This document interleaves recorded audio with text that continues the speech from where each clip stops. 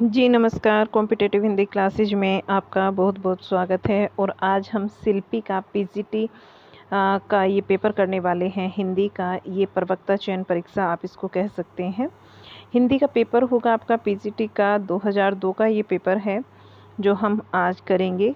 कौन सा पेपर होगा? 2002 का पेपर होगा और व्याख्यात्मक हल प्रश्न पत्र होगा आपके लिए। तो चलिए स्टार्ट करते हैं अपने इस पेपर को। और यहाँ पर जो ये पेपर है हमारा, इसको आप देख सकते हैं कब का है? 2002 का। पूरा 425 अंक का है और 2 घंटे इसका समय होता है। तो चलिएगा कैसा पेपर आया था 2002 में, इसको देख लेते हैं। पहला जो क्वेश्चन है वो आपको देखने को यहाँ पर मिलेगा। देखिएगा, अर्जुनस्य वचनम द्वे का वाक्य में अर्जुनस्य का कारक है। अर्जुनस्य ये जो शब्द दिया है इसका आपसे कारक पूछा गया है, संबंध कारक है, इसमें षष्ठी विभक्ति है। राइट आंसर हो जाएगा संबंध कारक। सेकंड क्वेश्चन, रमणीयार्थ प्रतिपादकः शब्द काव्यम के प्रवर्तक कौन है? रमणीयार्थ प्रतिपादकः शब्द काव्यम के जो प्रवर्तक हैं ये पंडित राज जगन्नाथ हैं। और इन्होंने परिभाषा जो दी थी, रमणीयार्थ प्रतिपादक शब्द काव्यम के प्रवर्तक पंडित राज जगन्नाथ है। यह काव्य लक्षण उनकी पुस्तक रस गंगाधर में संकलित है। रमणीयार्थ अर्थ प्रतिपादन करने वाले शब्द काव्य हैं। जगन्नाथ के द्वारा दी गई परिभाषा रमणीय पद निसंदेह उपादेय है, किंतु इसका अर्थ शैथिल्य है। यही है कि इसमें शब्द को ही काव्य का शरीर माना गया है। विश्वनाथ की परिभाषा काव्य की परिभाषा है वाक्यम रसात्मकम काव्यम।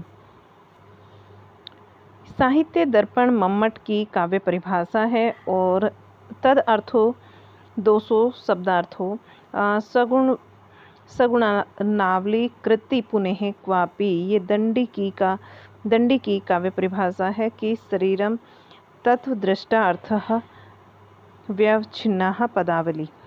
नेक्स्ट क्वेश्चन, क्वेश्चन नंबर 3, वीर रस का स्थायी भाव क्या है? वीर का होता है उत्साह। नेक्स्ट, वीर रस का स्थायी भाव उत्साह होता है और स्थायी भाव जब विभाव आदि के संयोग से परिपक्व होकर रस रूप में परिणित होता है तब वही वीर रस कहलाता है। और वीर रस के 4 भेद होते हैं, युद्धवीर, दानवीर, धर्मवीर और Dayavir. Next question, question number 4, उत्तरामचरितम के रचयिता कौन है? रचनाकार कौन है? भवभूति की रचना है। संस्कृत साहित्य से क्वेश्चन है। उत्तरामचरितम के जो रचयिता है, रचनाकार हैं, वो भवभूति है। भवभूति ने 3 नाटक लिखे थे, मालती माधव, महावीर चरितम और उत्तरामचरितम। मालती माधव 10 अंकों का है, ये एक प्रकरण नाटक है। महावीर चरितम के 7 अंक हैं, इसको 7 अंकों में विभक्त किया गया है। राम के विवाह से लेकर राम राज्य अभिषेक तक रामायण की कथा इसमें वर्णित है। उत्तरामचरितम के 7 अंकों में रामायण के उत्तरकांड की कथा वर्णित है। 5 नंबर क्वेश्चन, इनमें से कौन सा शुद्ध वाक्य है? शुद्ध वाक्य बताना है कौन सा है। शुद्ध जो शब्द है, शुद्ध शब्द बताना है कौन सा है। तो उज्ज्वल में तो 2 जय बनते आपके, ये नहीं होगा। द्वंद्व में यहाँ पर भी वह लगता, ये भी नहीं होगा। वाल्मीकि, ये भी आपका गलत हो गया। और यहाँ पर यानी जो है वो बिल्कुल ठीक लिखा है। वाल्मीकि में भी यहाँ आपकी मात्रा इधर की होती और कै पर जो मात्रा लगती वो इस तरीके से लगती। ठीक है, तो चलिएगा, मंगलसूत्र शीर्षक से अधूरे उपन्यास के लेखक का नाम बताना है। मंगलसूत्र जो उपन्यास है ये प्रेमचंद जी का उपन्यास है और ये अधूरा था। हाँ, देख लीजिए इसकी व्याख्या को। यह अधूरी रचना है। प्रेमचंद जी के उपन्यास, प्रमुख उपन्यास इस प्रकार है। सेवा सदन 1918 की रचना है। प्रेमाश्रय ये 1922 की, रंगभूमि 1925 की, कायाकल्प जो है वो 1926 की है, निर्मला 1927 का है, गबन 1931 का है, क्रमभूमि 1933 और गोदान जो है वो 1936 का है। ये प्रेमचंद के मौलिक उपन्यास हैं। प्रेमचंद ने 200 कहानियाँ भी लिखी हैं जो कि मानसरोवर नामक एक संग्रह है इनका, इसमें 8 भागों में संकलित है। कुछ प्रसिद्ध कहानियां हैं जैसे कि आत्माराम, बूढ़ी काकी, परीक्षा, शतरंज के खिलाड़ी, इस्तीफा और पूस की रात, ठाकुर का कुआं, ईदगाह, नशा, बड़े भाई साहब, कफन और ग्रहदाह, अलगोजा, ये इनकी प्रमुख कहानियां हैं। 7 नंबर क्वेश्चन, केशवदास कहीं न जाए कहिए, यह प्रसिद्ध पद किस काव्य कृति से उद्धृत है? विनय पत्रिका से। और 8 नंबर का क्वेश्चन है कि कवि धूमिल का पूरा नाम क्या है? सुदामा पांडे धूमिल। नेक्स्ट क्वेश्चन है,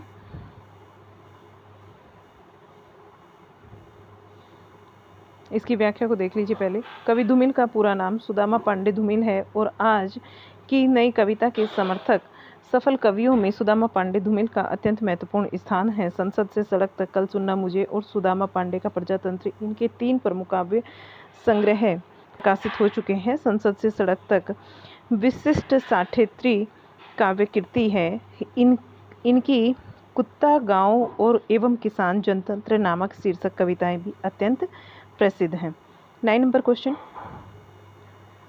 अमिये हलाहल मद भरे श्वेत श्याम रत्नार, जियत मरत झुकी झुकी परत, जीही चितवर एक बार। इस प्रसिद्ध दोहे के रचयिता हैं बिहारी जी। 10 नंबर क्वेश्चन, घुमक्कड़ शास्त्र नामक ग्रंथ के लेखक कौन हैं? घुमक्कड़ शास्त्र नामक ग्रंथ के लेखक हैं राहुल सांकृत्यायन। और घुमक्कड़ शास्त्र नामक यात्रा जो साहित्य है, इसके लेखक राहुल सांकृत्यायन जी हैं। यात्रा साहित्य के क्षेत्र में राहुल सांकृत्यायन जी का नाम विशिष्ट स्थान पर रखने योग्य है। इनके द्वारा लिखित प्रमुख यात्रा साहित्य हैं, जैसे कि मेरी लद्दाख यात्रा, मेरी तिब्बत यात्रा, मेरी यूरोप यात्रा, यात्रा के पन्ने, घुमक्कड़ शास्त्र, रूस में 25 मास और एशिया के दुर्लभ भूखंडों में आदि। 11 नंबर क्वेश्चन, यदि ए या आ के बाद में ई या ई आए तो मिलकर ए हो जाता है, यह कौन सी स्वर संधि कहलाती है? ये बताना है। यह स्वर संधि कहलाती है कौन सी? गुण स्वर संधि। जब परिवर्तन हो जाता है तो वहाँ पर क्या होता है? गुण स्वर संधि। और यदि इसी में क्या होता? वृद्धि हो जाती, मात्राओं की वृद्धि हो जाती, तो वहाँ पर वृद्धि स्वर संधि हो जाता। यहाँ पर देख लीजिए, इसके एग्जाम्पल भी दिए हुए हैं। देवधन इंद्र, देवेंद्र, महाधन ईश, महेश हो गया।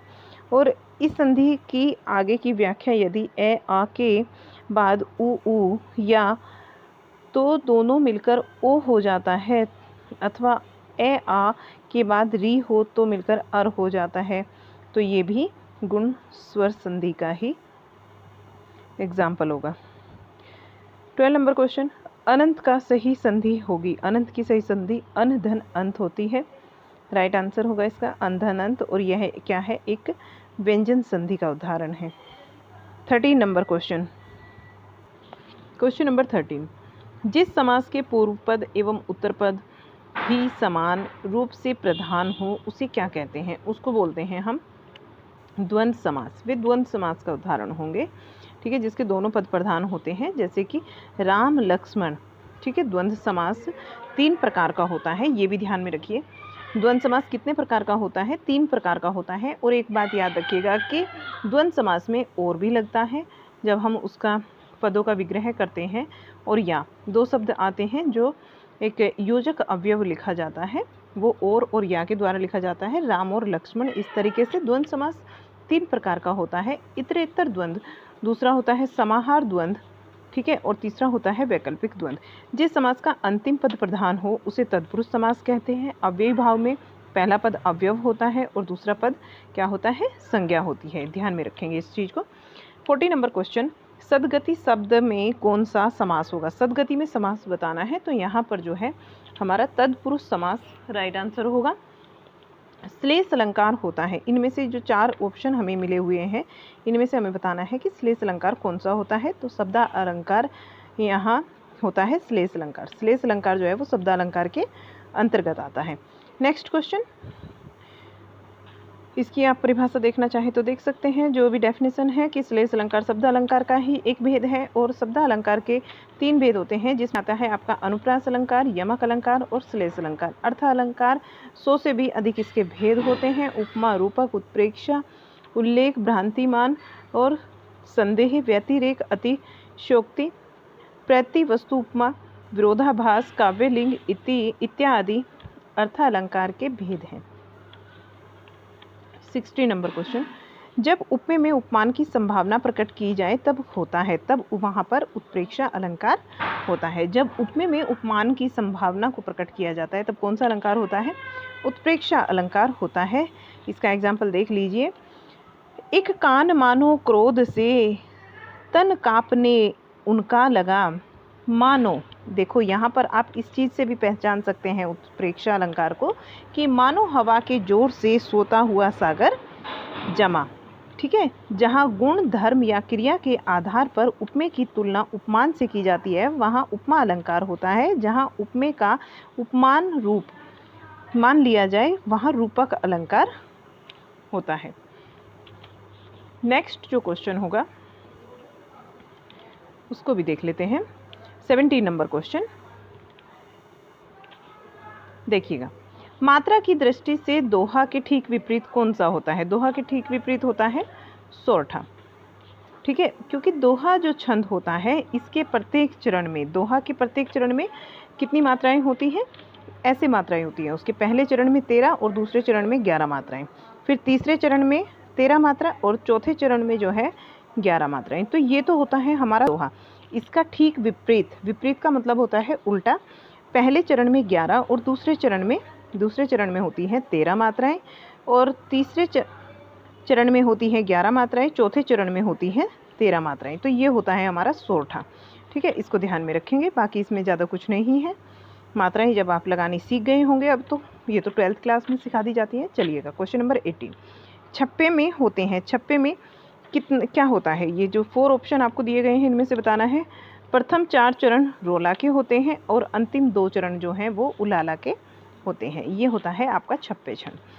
छप्पे छंद में 6 चरण होते हैं, पहले 4 रोला के और अंतिम 2 जो हैं वो उलाला के होते हैं। 19 नंबर क्वेश्चन, भरत के रससूत्र के व्याख्याता शंकराचार्य, जो व्याख्याता आचार्य है वो शंकुक का सिद्धांत कहलाता है। भरत के, फिर से देख लीजिए, रससूत्र के व्याख्याता आचार्य शंकुक का सिद्धांत कहलाता है। तो शंकुक का सिद्धांत बताना है कौन सा कहलाता है? अनुमतिवाद जो है यहाँ पर राइट आंसर हो जाएगा। रससूत्र के प्रवर्तक भरत मुनि माने जाते हैं और भरत मुनि, ये भरत शॉर्ट में लिख दिया इन्होंने, भरत मुनि है इनका पूरा नाम। ठीक है, भरत मुनि के नाट्यशास्त्र में इस तरीके से लिखने पर बच्चे जो हैं कंफ्यूज हो जाते हैं। भरत मुनि के नाट्यशास्त्र का प्रथम उपलब्ध टीका अभिनव गुप्त के द्वारा उचित अभिनव भारती मिलती है, जिसमें इन्होंने रससूत्र की व्याख्या की है। और इस ग्रंथ से ज्ञात होता है कि 9वीं शताब्दी से 11वीं शताब्दी के मध्य रससूत्र को सर्वप्रधान सिद्धांत मानकर रससूत्र की व्याख्या के 4 प्रमुख प्रयत्न भट्टलोलट 9वीं सदी और शंकुक 9वीं सदी, भट्टनायक 11वीं सदी, अभिनव गुप्त जो है वो 11वीं सदी।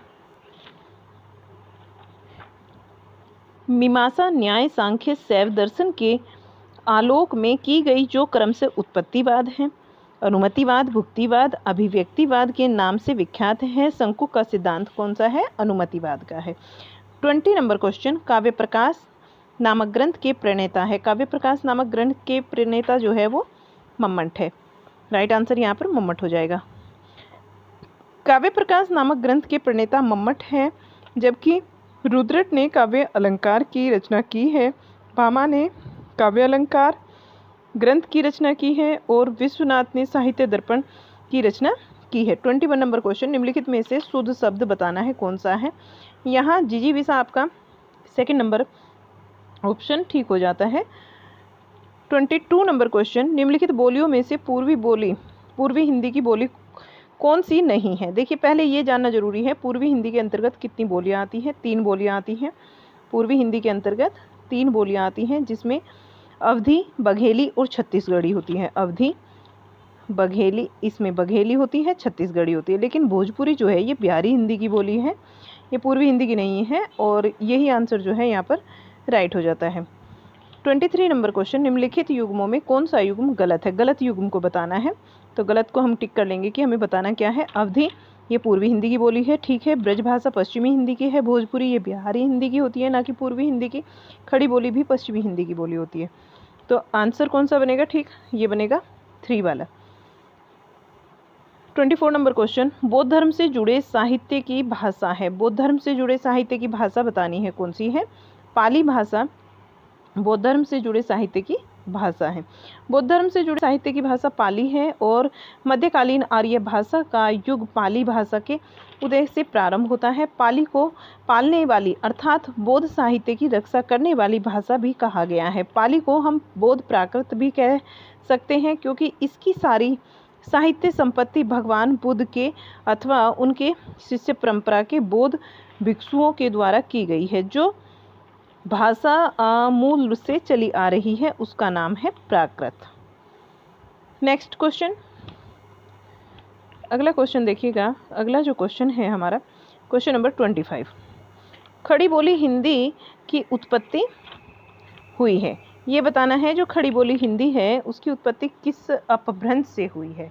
तो ये तो मैं टीजीटी का पेपर कराया तब भी आपको बताया कि सोर्स यानी अपभ्रंश से खड़ी बोली हिंदी की उत्पत्ति हुई है। खड़ी बोली हिंदी की उत्पत्ति सोर्स यानी अपभ्रंश से हुई है। यह पश्चिमी हिंदी की प्रमुख बोली है। पश्चिमी हिंदी की उत्पत्ति सोर्स यानी अपभ्रंश से ही हुई है। और पश्चिमी हिंदी की जो अन्य बोलियां हैं उसमें ब्रज भाषा, हरियाणवी जिसको बांगरू के नाम से भी जाना जाता है, बुंदेली, कन्नौजी, ये आती हैं। इस तरह से मागधी अपभ्रंश से बिहारी हिंदी और अर्धमागधी अपभ्रंश से पूर्वी हिंदी की उत्पत्ति हुई है। पैसाची अपभ्रंश को भूत भाषा भी कहा गया है और पैसाची जो का हिंदी प्रदेश की भाषाओं के विकास की दृष्टि से कोई महत्व नहीं है। 26 नंबर क्वेश्चन, हिंदी के स्पर्श व्यंजन के पांचों वर्गों के दूसरे और चौथे वर्ण होते हैं। दूसरे और चौथे वर्ण बताना है। तो दूसरा और चौथा वर्ण जो होता है वो महाप्राण होता है। कल वाले पेपर में भी जब व्याकरण की क्लास हुई बहुत सारी चीज़ें इस पर डिस्कस की थी। 27 नंबर क्वेश्चन, कांच का पर्यायवाची है। कांच का पर्यायवाची शीशा होता है।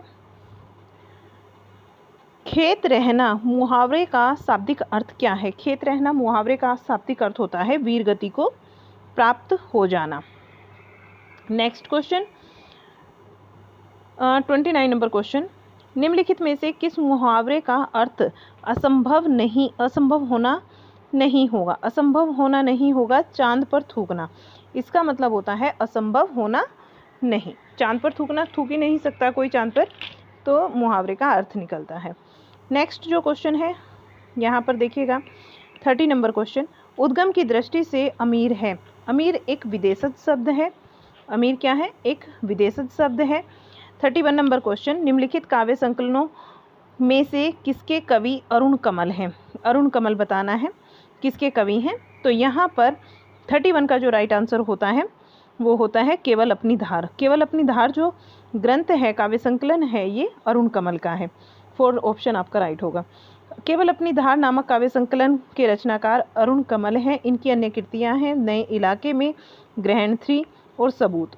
चांद का मुंह टेढ़ा के लेखक मुक्तिबोध हैं। मगध श्रीकांत वर्मा की कृति है। इनकी अन्य कृतियाँ हैं दिना आरम, भटका मेघ, माया दर्पण और जल साधर। 32 नंबर क्वेश्चन, वारेन हेस्टिंग का सांड शीर्षक कहानी के लेखक कौन है? वारेन हेस्टिंग का सांड जो है ये उदय प्रकाश की कहानी है। वर्तनी की दृष्टि से अशुद्ध शब्द है। अशुद्ध शब्द बताना है। यानी जो है ये अशुद्ध शब्द है। यानी कैसे लिखा जाता है? अभी ये क्वेश्चन आया भी था पीछे, वहाँ पर शुद्धि में ही था और यानी इस तरीके से लिखा हुआ था, वो ठीक था। ठीक है, अशुद्ध शब्द बताना है तो यानी यहाँ पर गलत है और ये यानी ठीक लिखा हुआ है। सूची ठीक है, शुष्क ठीक है। नेक्स्ट क्वेश्चन, वर्तनी की दृष्टि से निम्नलिखित में शुद्ध शब्द है। शुद्ध शब्द बताना है। उपर्युक्त जो है ऑप्शन नंबर ए, ये हमारा शुद्ध हो जाएगा। नेक्स्ट क्वेश्चन, क्वेश्चन नंबर 35, संध सनाता शब्द में निम्नलिखित में से किस वाक्यांश पर लागू होता है? संध सनाता ये कौन से वाक्यांश पर लागू होता है? ये होता है आपका जिसने अभी अभी स्नान किया हो। ऑप्शन नंबर 3 यहाँ पर ठीक हो जाएगा। नेक्स्ट क्वेश्चन, नेक्स्ट जो क्वेश्चन है क्वेश्चन होगा 36, तिमिर का शुद्ध शब्द होगा। तिमिर का शुद्ध शब्द होता है आलोक। तिमिर का शुद्ध शब्द क्या होता है? आलोक होता है। नेक्स्ट क्वेश्चन नंबर 37, निम्नलिखित में से कौन सा शब्द अरुण कमल का पर्यायवाची नहीं है? अरुण कमल का पर्यायवाची कमल का पर्यायवाची यहाँ पर पूछा जा रहा है। कमल का जो पर्यायवाची इनमें से बताना है कौन सा नहीं है। सरोज भी होता है, पंकज होता है और जलजात होता है, लेकिन जलद नहीं होता, ये बादल का होता है। जलद किसका पर्यायवाची? बादल का पर्यायवाची होता है। और बादल के जो अन्य पर्यायवाची हैं उनमें मेघ, धर, अभ्र और जम्भूति, नीरद, वारिद, प्योद, जलधर, बलाधर, पर्जन्य और पयोधर एवं सारंग होते हैं, जबकि कमल के जो हैं वो सरोज, पंकज, जलजात कमल के पर्यायवाची होते हैं। कमल के पर्यायवाची शब्द और भी हैं, जैसे उत्पल है, कुवल्य है और नदीवर है, पद है, नलीन है, अरविंद है, सतपत्र भी है, सरसिस भी है, सतदल, सरसी रुहु, राजीव, कंज, अम्बोज, पंकज, पयोज पायोज और पुंडरिक, वारिद, सरोरुहु, जलज, नीरज, कोकनद आदि ये किसके हैं? कमल के पर्यायवाची शब्द हैं। 38 नंबर क्वेश्चन, निम्नलिखित में से कौन सा शब्द पुल्लिंग है? पुल्लिंग बताना है। वह जो है ये पुल्लिंग है। आए, नहर, लहर ये आप बोलकर देख सकते हो, स्त्रीलिंग शब्द हैं। 39 नंबर क्वेश्चन, कवि का स्त्रीलिंग होगा। कवि का जो स्त्रीलिंग होता है कवयित्री होता है और ये इसी तरीके से शुद्ध रूप में लिखा जाता है कवयित्री। कई बार क्वेश्चन बनता है ये कवित्री में कौन सा शुद्ध होगा, तो यही शुद्ध होगा। क्वेश्चन नंबर 40, इनमें से वाक्य शुद्ध है। कौन सा वाक्य शुद्ध है? सीता ने यह कहा। आपका जो फर्स्ट ऑप्शन है, सीता ने यह कही, सीता यह कही, सीता यह कहा, ये नहीं होगा। सीता ने यह कहा, ऑप्शन नंबर 1 ही राइट आंसर होगा।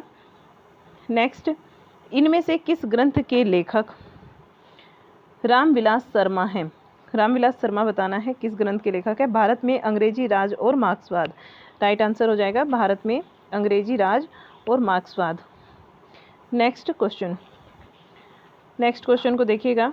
भारत में, पहले इसकी व्याख्या को देख लीजिए। भारत में अंग्रेजी राज और मार्क्सवाद नामक ग्रंथ के लेखक रामविलास शर्मा हैं और इनके अन्य प्रमुख ग्रंथ हैं प्रगति और परंपरा, प्रगतिशील साहित्य की समस्याएं, आस्था और सौंदर्य, भाषा, साहित्य, संस्कृति, मार्क्सवाद तथा प्राचीन साहित्य का मूल्यांकन, रामचंद्र शुक्ल और हिंदी आलोचना, प्रेमचंद और उनका युग, भारतेंदु युग, भाषा और समाज, महावीर प्रसाद द्विवेदी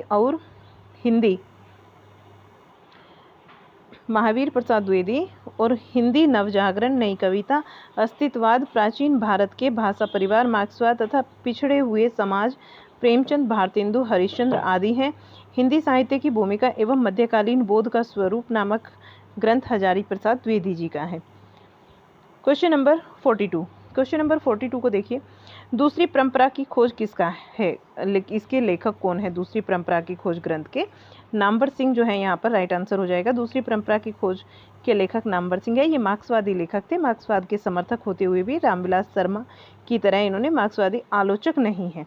और इनके अन्य जो प्रमुख ग्रंथ है कहानी और नई कहानी, छायावाद, कविताएं के नए प्रतिमान, इतिहास और आलोचना तथा आधुनिक साहित्य की प्रवृत्तियां इनके प्रमुख ग्रंथ हैं। 43 नंबर क्वेश्चन, इनमें से कौन ललित निबंधकार नहीं है? रामचंद्र शुक्ल जी ललित निबंधकार नहीं हैं। और कौन कौन है? हजारी प्रसाद द्विवेदी हैं, कुबेरनाथ राय हैं तथा विद्यानिवास मिश्र जी हैं। अगर बात करें रामचंद्र शुक्ल जी के निबंध संग्रह की, तो चिंतामणि भाग 1 और भाग 2 इनके निबंध संग्रह है।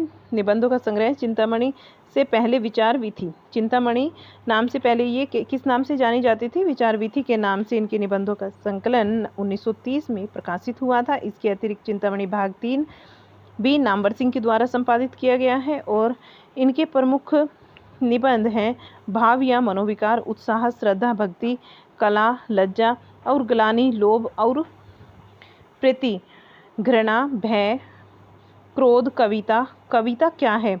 कविता क्या है? काव्य में लोक मंगल की साधनावस्था, साधारणीकरण और व्यक्ति वैचित्र्यवाद, रसात्मक बोध के विविध स्वरूप, भारतेंदु, हरिश्चंद्र, तुलसी का भक्ति मार्ग, मानस की धर्म भूमि आदि। हजारी प्रसाद द्विवेदी, कुबेरनाथ, विद्यानिवास मिश्र ललित निबंधकार हैं। क्वेश्चन नंबर 44, बसंत आ गया पर कोई उत्कंठा नहीं शीर्षक निबंध के लेखक का नाम है। विद्यानिवास मिश्र। बसंत आ गया पर कोई उत्कंठा नहीं के लेखक हैं शीर्षक निबंध के लेखक कौन है? विद्यानिवास मिश्र जी हैं। नेक्स्ट क्वेश्चन को देखिएगा, या इसकी व्याख्या को भी आप देख सकते हैं, पहले व्याख्या ही देख लीजिए। बसंत आ गया पर कोई उत्कंठा नहीं शीर्षक निबंध के लेखक विद्यानिवास मिश्र हैं और निबंध के क्षेत्र में ये हजारी प्रसाद द्विवेदी के अनुवृत्ति एवं प्रमुख ललित निबंधकार हैं। चितवन की छाँव, मैंने सील पहुँचाई, कदम की फूली डाल और तुम चंदन हम पानी, आंगन का पक्षी और बंजारा मन, मेरे राम का मुकुट भीग रहा आदि आलोचनात्मक निबंध है। साहित्य की चेतना और रीति विज्ञान की शब्द संपदा, हिंदू और धर्म संस्कृति इत्यादि इनके प्रमुख ग्रंथ हैं। आगे देखिए, हंस पत्रिका के संपादक का नाम क्या है? प्रेमचंद जी हंस पत्रिका के संपादक थे।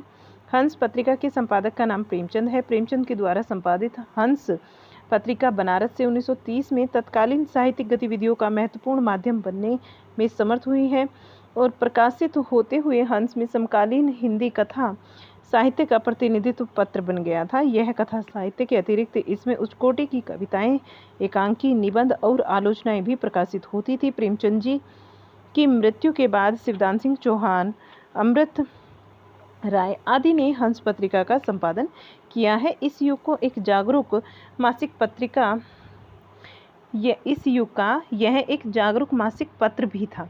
यानी कि हंस पत्रिका को प्रेमचंद युग का क्या बोला जाता था? एक जागरूक मासिक पत्र बोला जाता था। नेक्स्ट क्वेश्चन, तार सप्तक का प्रकाशन वर्ष क्या है? तार सप्तक के प्रकाशन वर्ष की बात करते हैं तो सन 1943 तार सप्तक का प्रकाशन वर्ष है, सन 1943। हिंदी साहित्य में सन 1943 में अज्ञे जी के संपादकत्व में कवियों की कविताओं का एक संग्रह तार सप्तक के नाम से प्रकाशित हुआ था और इसमें प्रगतिवादी साम्य की अपेक्षा पारंपरिक वैस्म्य का प्राधान्य रहा है, जिसमें 7 कवियों मुक्तिबोध, नेमीचंद जैन, भारत भूषण अग्रवाल, प्रभाकर माचवे, गिरजा कुमार माथुर, रामविलास शर्मा और अज्ञे की कविताओं का संग्रह हुआ। 1951 में दूसरा सप्तक, 1959 में तीसरा सप्तक प्रकाशित हुआ है। अज्ञे के प्रकाशित ग्रंथ काव्य ग्रंथ हैं भग्नदूत, चिंता, इत्तलम, हरिघास पे क्षण भर, बावरा अहेरी, इंद्रधनुष रोंदे हुए, अरियो, करुणामयी प्रभा, आंगन के पार द्वार और सुनहरे सैवाल। नेक्स्ट क्वेश्चन, हरिघास पे क्षण भर शीर्षक काव्य संकलन के रचयिता कौन है? अज्ञे। अभी ऊपर देखा भी है व्याख्या में कि हरिघास पे क्षण भर शीर्षक काव्य संकलन जो है ये अज्ञे जी का है। इसकी व्याख्या को भी देख लेते हैं, देखिएगा। हरिघास पे क्षण भर शीर्षक काव्य संकलन के रचयिता अज्ञे जी हैं और इनकी प्रमुख कृतियां हैं भग्नदूत, चिंता, दोनों छायावादी कविताएं हैं, इत्यालम, बावरा अहेरी, इंद्रधनुष रोंदे हुए, अरियो, करुणामयी प्रभा, आंगन के पार द्वार, कितनी नाव में कितनी बार, सागर मुद्रा, महावृक्ष के नीचे क्योंकि मैं उसे जानता हूँ, नदी की बाग पर छाया, असाधारण वीणा। इन्होंने दीनमान पत्रिका, एम्ब्रीमेंस और नवभारत टाइम्स, तार सप्तक, दूसरा सप्तक, तीसरा सप्तक आदि पत्रों का संपादन भी किया है। आप यहाँ से इनका स्क्रीनशॉट भी ले सकते हैं याद करने के लिए।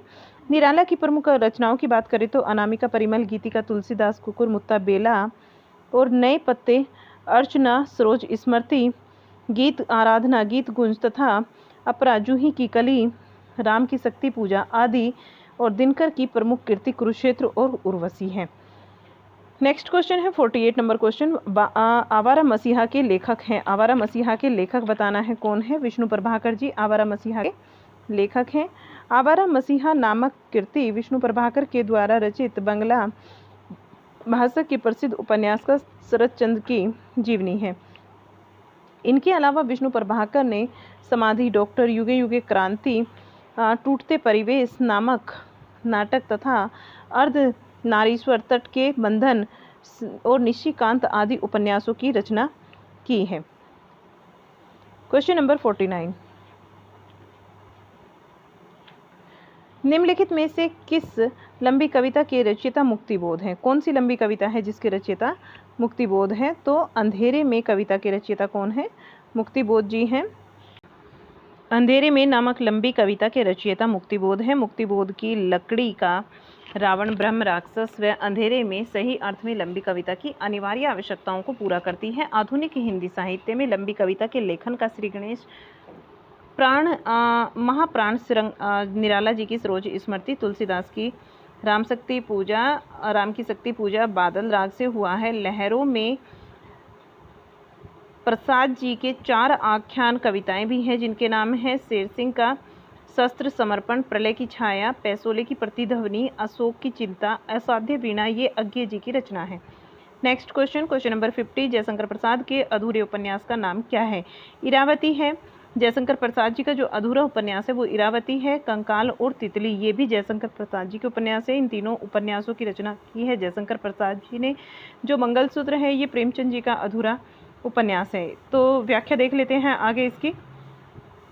यहाँ पर देखिएगा, जयशंकर प्रसाद के अपूर्ण या फिर अधूरे उपन्यास का नाम इरावती है। कंकाल तथा तितली ये प्रसाद जी के ही औपन्यासिक कृतियां हैं। तितली में ग्रामीण एवं कृषक जीवन का सामान्य और औपनिवेशिक फैलाव मात्र है तथा कंकाल में प्रसाद जी ने सामाजिक तथा त्याज्य को अवैध और ज्ञात और कुलशील संतानों की कथा का इसमें वर्णन किया है। प्रेमचंद मंगलसूत्र जो है ये प्रेमचंद जी का अधूरा उपन्यास है।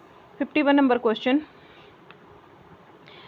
बामन दास इनमें से किस उपन्यास का पात्र है? बामन दास की बात करें तो ये मैला आंचल का पात्र है और मैला आंचल जो है ये फणीश्वर नाथ रेणु जी का आंचलिक उपन्यास है। इसमें मैला आंचल के अंतर्गत पूर्णिमा जिले जो कि बिहार में है कि मेरीगंज नामक स्थान को ही कथानक का क्षेत्र चुना गया है। इसमें बामन दास को गांधीवादी पत्र के रूप में उभारा गया है। मैला आंचल फणीश्वर नाथ रेणु का उपन्यास है जो आंचलिक है और इसके अन्य उपन्यास है प्रति परिकथा, दीर्घतपा, जुलूस, गोदान प्रेमचंद जी का उपन्यास है तथा ब्लाचनामा नागार्जुन का उपन्यास है। ब्लाचनामा किसका है? नागार्जुन जी का उपन्यास है।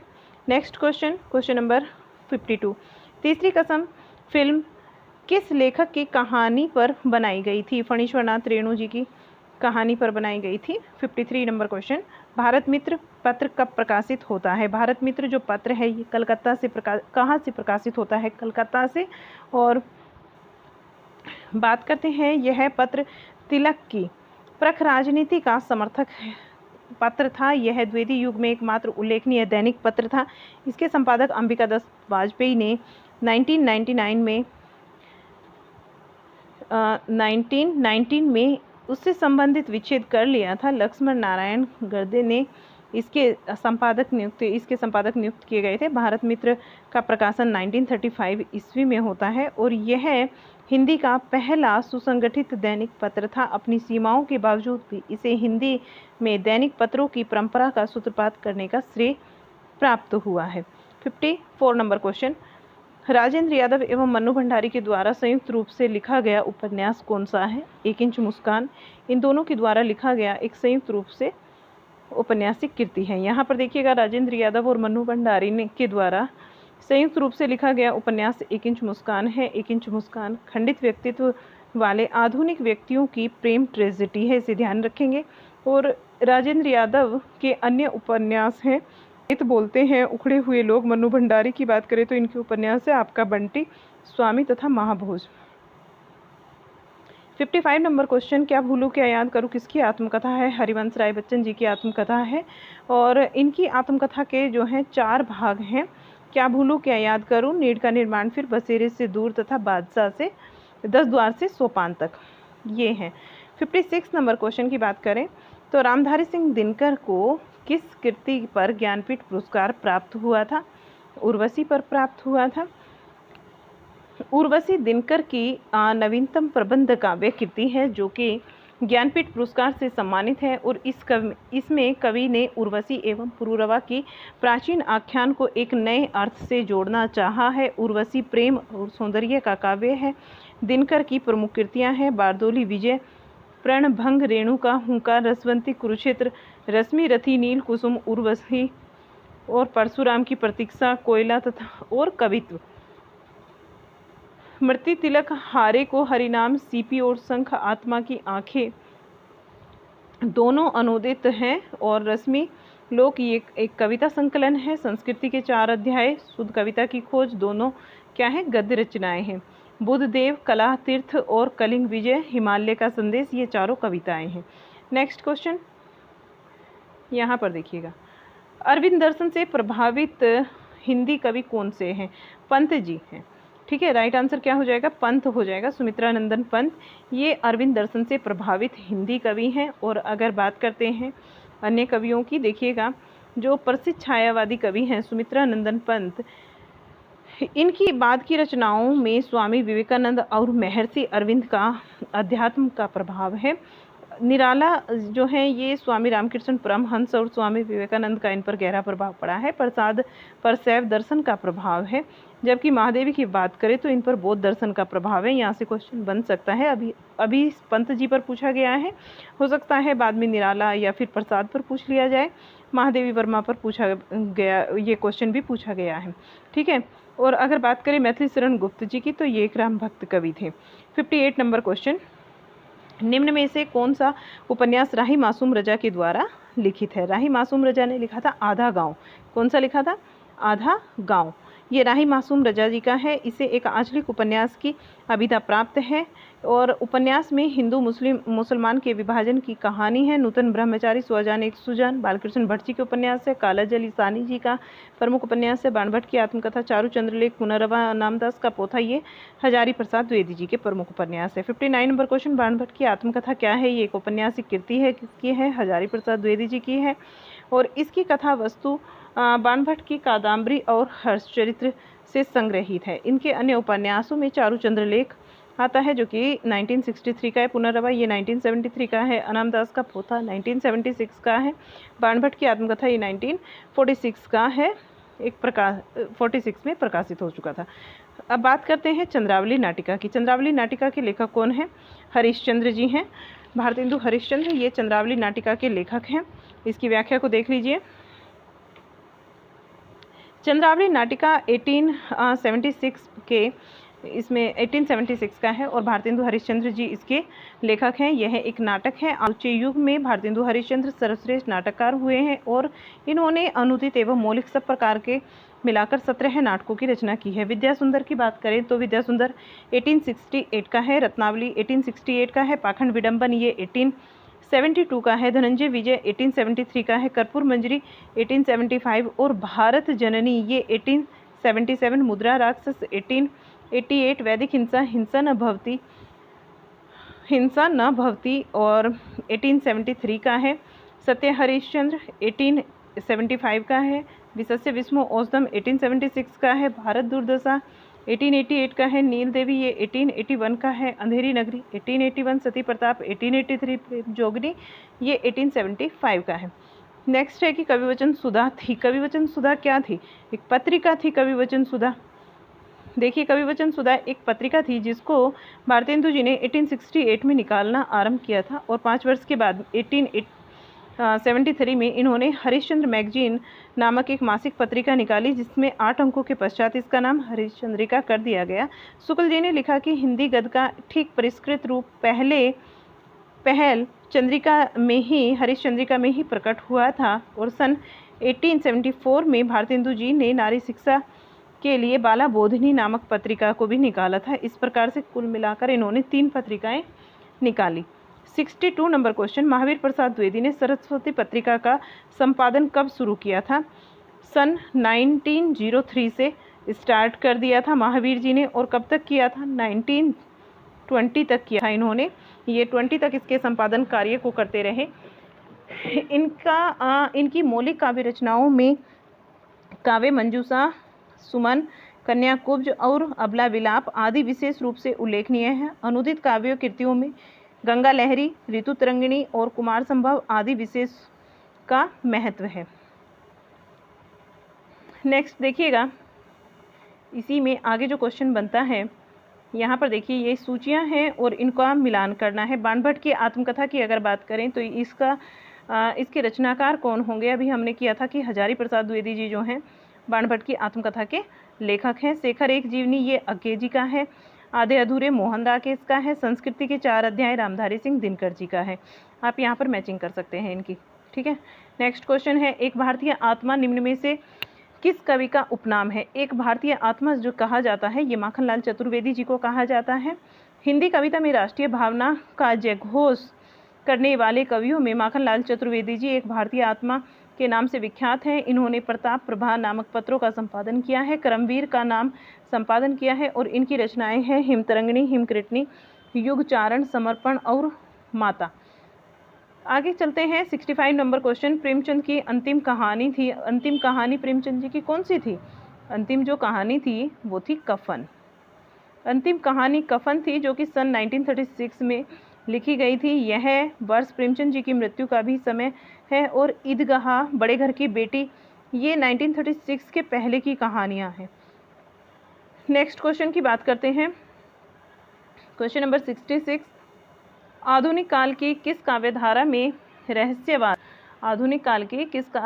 रहस्यवाद की भावना पाई जाती है?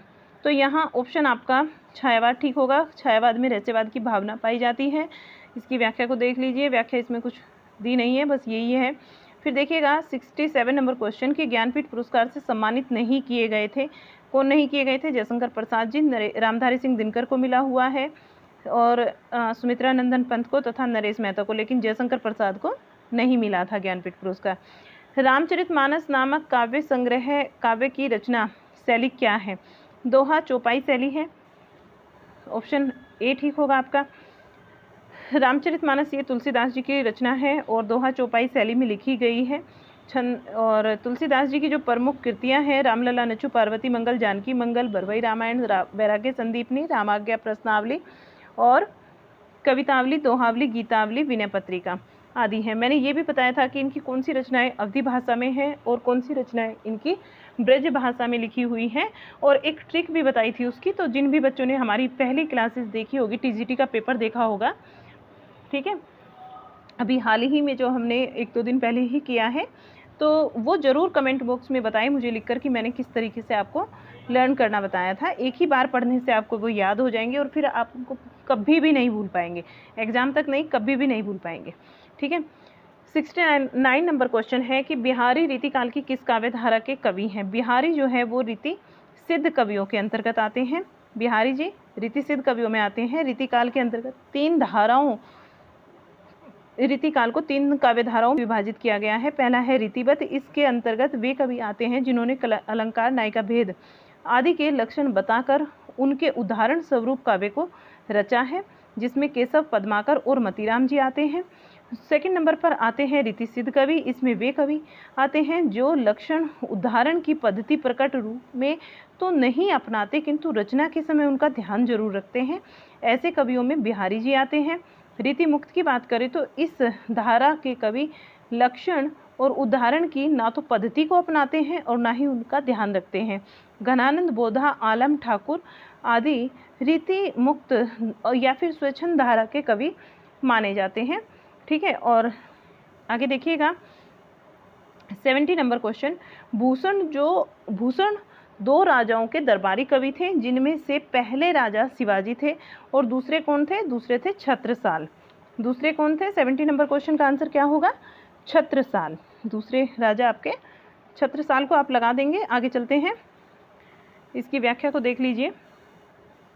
इसकी व्याख्या को भी देखिएगा, ज़रूरी है व्याख्या देखना, इससे भी आपका काफ़ी सारा कुछ रिवाइज हो जाता है। हो सकता है आपको थोड़ा धुंधला दिख रहा हो क्योंकि मेरे पास इस समय लाइट की इतनी सुविधा नहीं थी, ठीक है। तो ये आपको थोड़ा थोड़ा मिसप्रिंट होगा। कल की जो PDF आएगी वो आपको अच्छे से मिलेगी, और इस PDF को भी अगर आप देखना या पढ़ना चाहते हैं तो आप थोड़ा छोटा करके पढ़ेंगे। मुझे तो इसका फ़ॉन्ट जो है वो थोड़ा बड़ा करना पड़ रहा है, इस वजह से भी ये ऐसा दिख रहा है, तो आपको क्लियर दिखाई देगा। देखिएगा इसकी व्याख्या को। भूषण 2 राजाओं के दरबारी कवि थे। इनमें से पहले छत्रपति और दूसरे जो हैं वो छत्रसाल थे।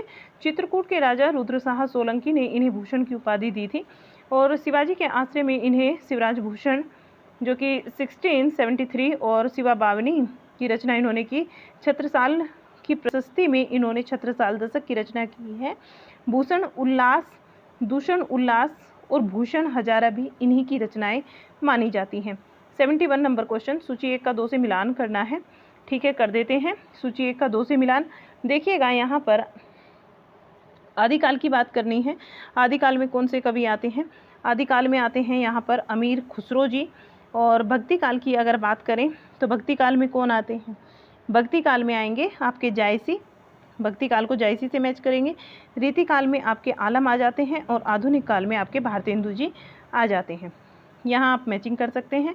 आगे देखिएगा 72 नंबर क्वेश्चन, अवधि और ब्रज दोनों में रचना करने वाले कौन है? अवधि में भी जिन्होंने रचनाएं की हैं और ब्रज में भी हैं तुलसीदास जी। और इनकी कौन सी रचनाएं अवधि में है, कौन सी ब्रज में है, यह आप मुझे जरूर बताएंगे कमेंट बॉक्स में। यह आज का आपका क्वेश्चन है। 73 नंबर क्वेश्चन, कालक्रम की दृष्टि से इनमें सबसे पुराने कवि कौन है? सबसे पुराने कवि में की बात हो रही है 73 में कि आपका आंसर क्या होगा। 73 में सबसे पुराने कवियों में विद्यापति जी आते हैं। राइट आंसर जो बनेगा आपका यहाँ पर विद्यापति हो जाएगा। इसकी व्याख्या को देख लीजिए। कालक्रम की दृष्टि से सबसे पुराने कवियों में विद्यापति जी आते हैं क्योंकि इनका जो जन्म है वो 1360 में होता है। विद्यापति जी का जन्म कब माना जाता है? 1360 में माना जाता है। और सूरदास जी का जन्म जो है वो 1478 माना जाता है। तुलसीदास का 1532 माना जाता है। बिहारी का समय 1595 माना जाता है। ठीक है। 74 नंबर क्वेश्चन, इनमें से किस कवि की प्रेमिका का नाम सुजान था? ठीक है, ये जरूर बताइएगा। इसकी बहुत अच्छी स्टोरी है। जब आप साहित्य को पढ़ते होंगे तो आपको पता होगा कि घनानंद की प्रेमिका का नाम जो है वो सुजान था। और घनानंद की कविता सुजान शब्द का बारंबार प्रयोग मिलता है इनकी कविताओं में आपको, जो कहीं तो कृष्णवाची है तो कहीं सुजान उस वैश्या के लिए है जो इनकी प्रेयसी थी, यानी कि इनकी प्रेमिका थी। घनानंद के प्रमुख ग्रंथ है सुजान सागर, विरह लीला, कोकसार, रसकेली वल्ली, कृपाकांड। नेक्स्ट क्वेश्चन 75, इन मुसलमान हरिजनों पे कोटिन हिंदू वार ये लेखन कवि किसके लिए है? ये जो है किसके लिए कहा गया है, किसने कहा है? इसके लेखन कवि कौन है? तो ये भारतेंदु जी हैं। भारतेंदु जी ने कहा है। नेक्स्ट, द्विवेदी युग के नामकरण किसके नाम के आधार पर किया गया है? महावीर प्रसाद द्विवेदी जी के नाम पर किया गया है द्विवेदी युग का नामकरण। और ये श्रृंगारिकता से राष्ट्रीयता, इनकी जो कविताएं हैं श्रृंगारिकता से राष्ट्रीयता, जड़ता से प्रगति तथा रूढ़ि से स्वच्छंदता के द्वार पर ला खड़ा करने वाले 20वीं शताब्दी के प्रथम 2 दशक का समधिक महत्व रहा है। इस कालखंड के पथ प्रदर्शक, विचारक और स्वीकृति साहित्य नेता आचार्य महावीर प्रसाद द्विवेदी के नाम पर इस काल का नाम द्विवेदी युग उचित ही रखा गया है। वैसे ही जागरण सुधार काल भी इसे कहा जाता है। इन्हें सन 1930 में महावीर जी ने सरस्वती पत्रिका का संपादन संभाला था, या संपादन भार को किया था, आरंभ किया था। 77 नंबर क्वेश्चन, हिंदी साहित्य का इतिहास लिखने वाले प्रथम लेखक का नाम क्या है? हिंदी साहित्य का इतिहास जो सबसे पहले लिखा था, इसके प्रथम लेखक कौन है? तो ये है गारसदा तासी जी। गारसदा तासी जी हैं जिन्होंने हिंदी साहित्य का इतिहास सबसे पहले लिखा था। और देखिएगा, हिंदी साहित्य के इतिहास लेखन का जो प्रारंभ किया वो गारसदा तासी ने सबसे पहले किया था। फ्रेंच विद्वान गारसदा तासी को ही समझा जाता है पहला प्रयास करने वाला, जिन्होंने कि फ्रेंच भाषा में इस्तेवारदा ललित्योत्तर हिंदुस्तानी नामक ग्रंथ को लिखा था। हिंदी और उर्दू के अनेक कवियों का इसमें वर्णन किया गया था कालक्रम के अनुसार। इसका प्रथम भाग 1839 ईस्वी, द्वितीय भाग 1847 में प्रकाशित हुआ था। और तासी जी की पुस्तक का अनुवाद जो है वो लक्ष्मी सागर बालसन्नी ने किया था। शिव सिंह सेंगर की पुस्तक का नाम शिव सिंह सरोज है। मिश्र बंधुओं ने मिश्र बंधु विनोद लिखा था, तथा शुक्ल जी की हिंदी साहित्य का इतिहास नामक ग्रंथ है। 78 नंबर क्वेश्चन, इस्तेवारदा ललित्योत्तर हिंदुस्तानी नामक ग्रंथ के लेखक, इतिहास ग्रंथ के लेखक का क्या नाम है? तो इस ग्रंथ के लेखक हैं गारसदा तासी जी। इसकी व्याख्या को हमने अभी देख ही लिया है। ठीक है, तो नेक्स्ट देखते हैं क्वेश्चन 79, रामचंद्र शुक्ल के अनुसार हिंदी साहित्य का इतिहास, हिंदी साहित्य के आदिकाल की समय सीमा क्या रखी गई है? इन्होंने विक्रम संवत 1050 से लेकर 1375 ईस्वी तक इसका समय माना है। नेक्स्ट इसकी व्याख्या, आचार्य रामचंद्र शुक्ल के अनुसार हिंदी साहित्य के आदिकाल की समय सीमा विक्रम संवत 1050 से लेकर विक्रम संवत 1375 तक मानी गई है, जबकि भक्ति काल की समय सीमा को अगर देखा जाए तो 1375 से लेकर 700 तक इसके, और रीतिकाल की समय सीमा 1700 से, ये 1700 है यहाँ, ठीक है, 1700 से 1900 तक। आधुनिक काल की समय सीमा की बात करें तो विक्रम संवत 1900 से आज तक स्वीकार की गई है। शुक्ल जी ने वीरगाथा काल से पूर्व अपभ्रंश काल का अस्तित्व स्वीकार नहीं किया है, जिसमें कि बौद्ध नाथों और जैन धर्मों की रचनाओं को भी सम्मिलित किया गया है। आलाखंड, 80 नंबर क्वेश्चन, आलाखंड नामक काव्य ग्रंथ का दूसरा नाम क्या है? आलाखंड नामक काव्य ग्रंथ का दूसरा नाम है परमाल रासो। नेक्स्ट क्वेश्चन देखिए, उत्तर प्रदेश में आलाखंड नाम से जो काव्य प्रचलित है वही परमाल रासो के रूप में विकसित माना जाता है, और यह रासो लोकगेय काव्य था। परमाल रासो का रचयिता जगनिक को माना जाता है। खुमान रासो के रचयिता दलपत विजय। हमीर रासो के रचयिता कौन है? सारंगधर को माना जाता है। विजयपाल रासो के रचयिता नल सिंह को माना जाता है। नेक्स्ट क्वेश्चन, 81 नंबर क्वेश्चन, निर्गुण ज्ञानाश्रय शाखा का दूसरा नाम क्या है? निर्गुण ज्ञानाश्रय शाखा का दूसरा नाम बताना है क्या है? तो इसे संत साहित्य के नाम से भी जाना जाता है। दूसरा नाम इसका संत साहित्य है। निर्गुण ज्ञानाश्रय शाखा का दूसरा नाम संत साहित्य है, और निर्गुण ज्ञानाश्रय धारा रामचंद्र शुक्ल जी ने इसका नाम दिया था। संत साहित्य या फिर संत काव्य धारा नाम डॉक्टर रामकुमार वर्मा ने दिया है। आचार्य हजारी प्रसाद द्विवेदी ने इसे निर्गुण साहित्य का नाम दिया है। नेक्स्ट क्वेश्चन, 82 नंबर क्वेश्चन, इनमें से अष्टछाप के कवि नहीं है। अष्टछाप के कवि कौन नहीं है? मलुकदास जी नहीं है। अष्टछाप के कवि सूरदास, नंददास और छित्स्वामी ये अष्टछाप के कवि हैं। इसकी व्याख्या को देख लीजिए। मलुकदास जो है ये संत काव्य परंपरा के कवि हैं। इनकी प्रमुख रचनाएं हैं ज्ञान बोध, रतन खान और भक्त वच्छावली, भक्त विरोधावली, पुरुष विलास, दस रतन, गुरु प्रताप, अलज वाणी और राम अवतार लीला। अष्टछाप की स्थापना संवत 1622 अष्टछाप की स्थापना में गोसाई विठल नाथ जी ने की थी। इन 8 कवियों के नाम कुंभनदास, परमानंद दास, सूरदास, कृष्णदास जी हैं, जो कि वल्लभाचार्य जी के शिष्य हैं। छित्स्वामी और गोविंद स्वामी, चतुर्भुज दास तथा नंददास ये हैं विठल नाथ जी के शिष्य। 83 नंबर क्वेश्चन, खड़ी बोली में सबसे पहले काव्य सर्जन करने वाले कौन हैं? खड़ी बोली में जिन्होंने सबसे पहले काव्य सर्जन किया तो वो अमीर खुसरो जी हैं। अमीर खुसरो को खड़ी बोली का प्रथम कवि माना जाता है। खड़ी बोली हिंदी का प्रथम कवि इन्हें माना जाता है, अमीर खुसरो जी को। इन्होंने हिंदुस्तान की तूती भी इन्हें कहा जाता है, और इनका वास्तविक नाम अबुल हसन या मोइनुद्दीन खुसरो था। हिंदी में खुसरो की 3 रचनाएं मानी जाती हैं, खलीकबरी, हालत कन्हैया और Nazrane Hind. Next question, 84 number question, Ashtachhap के संस्थापक कौन थे? अष्टछाप के जो संस्थापक थे वो विठल नाथ जी थे। ये वल्लभाचार्य जी के पुत्र थे, और इसमें अष्टछाप के जो कवि थे इनमें 8 भक्त कवियों को लिया गया है, जिसमें 4 वल्लभाचार्य जी के शिष्य थे, जो अभी बताए मैंने, कुंभनदास, सूरदास, परमानंद दास और कृष्णदास जी, और अन्य 4 विठल नाथ जी के शिष्य थे, जिसमें आते हैं गोविंद स्वामी, छित्स्वामी, नंददास और चतुर्भुज दास जी। नेक्स्ट और आज की क्लास का लास्ट क्वेश्चन, क्योंकि 2002 में जब पेपर हुआ था तो यहाँ पर 85 ही क्वेश्चन पूछे जाते थे।